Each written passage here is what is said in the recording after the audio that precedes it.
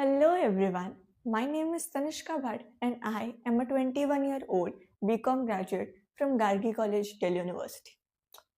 अब आप लोग सोचेंगे हमें क्यों बता रही है, तो ये जानने के लिए थोड़ा फ्लैशबैक में चलते हैं।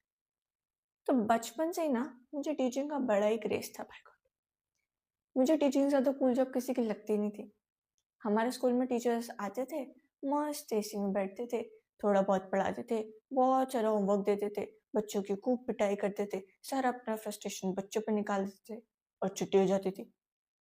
और इतना ज़्यादा मज़ा आता था अपनी फ्रेंड्स को पिटते हुए देख।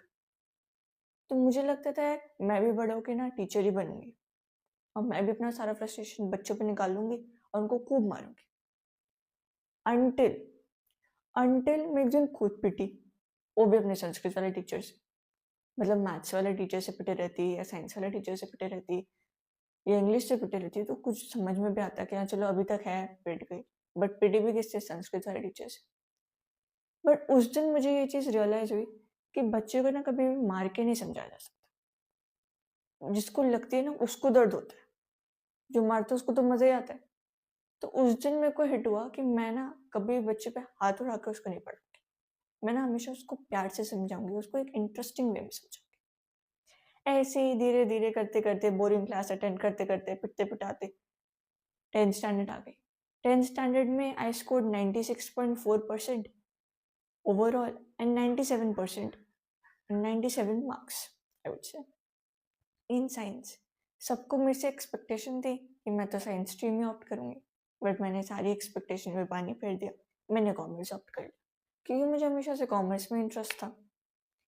दीदी की भी कॉमर्स थी, तो उनसे भी थोड़ा बहुत इन्फ्लुएंस होकर मेरे को कॉमर्स में इंटरेस्ट आया।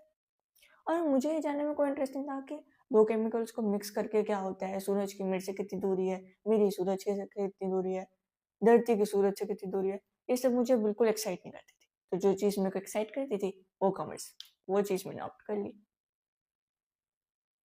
अब 11th स्टैंडर्ड आया, मुझे लगा कि यार जिंदगी के असली मजे तो अब आए हैं, क्योंकि 11th स्टैंडर्ड वो भी कॉमर्स का एक डेडली कॉम्बिनेशन होता है।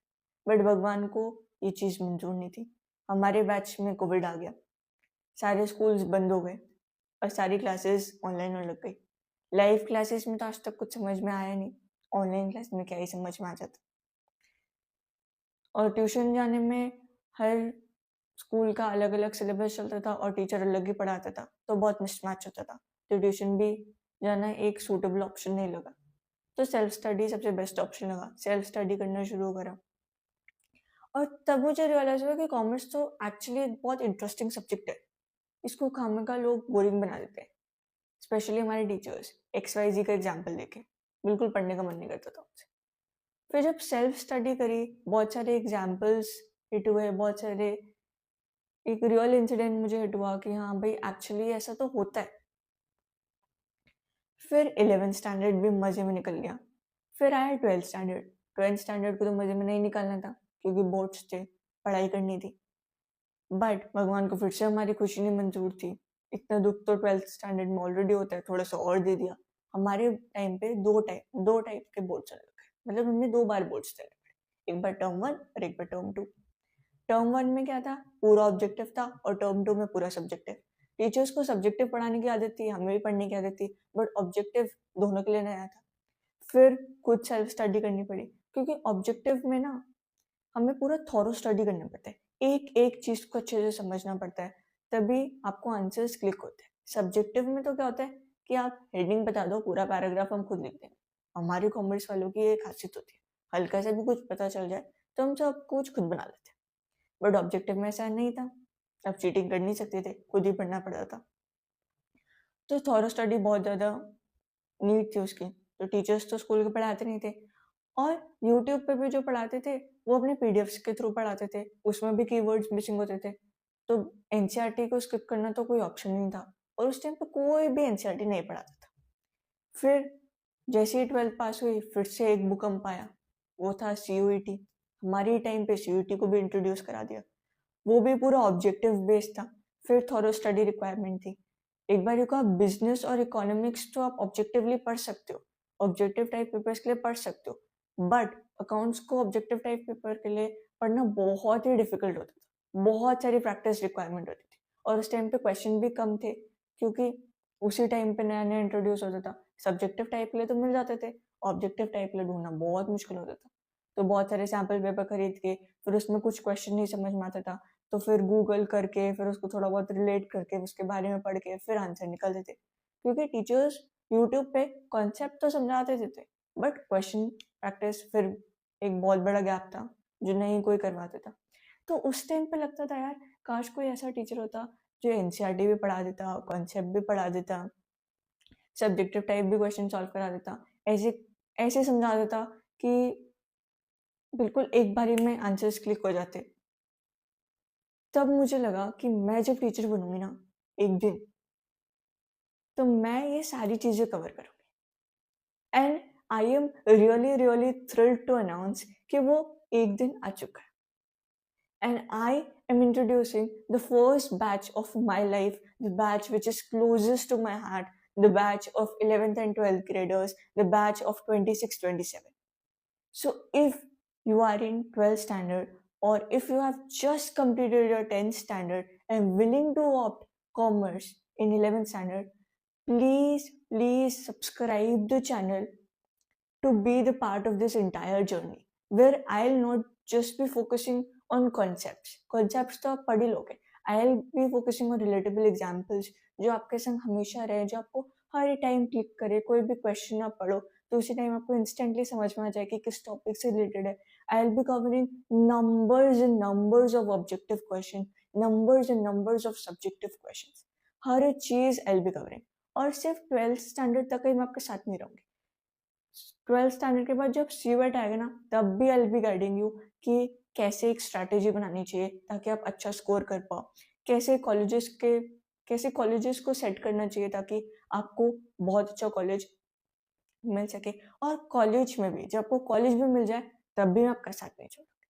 उसके बाद भी I will be guiding you कि कौन सी सोसाइटीज ज्वाइन करनी चाहिए, क्या इंटर्नशिप्स करनी चाहिए या नहीं करनी चाहिए, और उसके बाद भी I will be telling you how to land a very good job. तो इफ यू आर मतलब रियली इंटरेस्टेड कि हाँ ये सब मुझे करना है, मुझे भी 12th में अच्छे नंबर चाहिए, मुझे भी सीवेट में अच्छा स्कोर चाहिए, मुझे भी अच्छा कॉलेज चाहिए, मुझे भी अपनी जो कॉलेज लाइफ है उसको बेस्ट तरीके से जीना है, उसको उस टाइम को पूरा यूटिलाइज करना है प्रोडक्टिवली। फन पार्ट भी होता है बट प्रोडक्टिवली यूटिलाइज करना भी बहुत इंपॉर्टेंट होता है।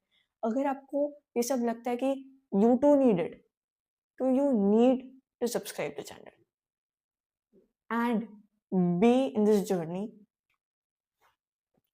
I am a little new, I am a little nervous at this point कि जो चीज़ मैंने बचपन में सोची थी कि हाँ मैं टीचर बनूंगी, I am actually doing it, I am recording, और मैं अब कुछ दिन बाद आई विल बी टीचिंग। वो सब चीज़ एक मतलब एक ड्रीम जैसा लगता है but it's actually the reality. I am little nervous as well but धीरे धीरे I overcome everything and I really want कि आप लोग उस चीज़ को सपोर्ट करें एंड आप लोग इस चैनल को सब्सक्राइब करें एंड बहुत सारी अपडेट्स आएंगी, उसके लिए बने रहे। So thank you so much for watching this introductory video of mine. I hope you all have enjoyed it. You all have felt relatable थोड़ा बहुत कि आपकी भी हाँ ऐसी ऐसी जर्नी रही होगी, ऐसा ऐसा टीचर्स के संग ऐसा ऐसा एक्सपीरियंस रहा होगा। तो that's it for this video and just subscribe the channel for more updates because अब मैं हर थोड़े थोड़े दिन में वीडियोस डालते रहूँगी जो आपके लिए बहुत बहुत हेल्पफुल होंगे, और ये वीडियोस आपको बहुत रेयरली यूट्यूब पे मिलेंगे क्योंकि मैंने एक्चुअली ये चीज़ें फेस करी हैं अपने स्टूडेंट वाली जर्नी में।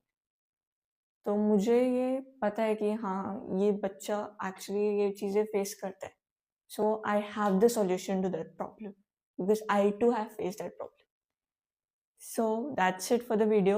Thank you so much for watching and do not forget to subscribe to the channel. Bye bye. See you in the next video and I'll keep you updated. Bye.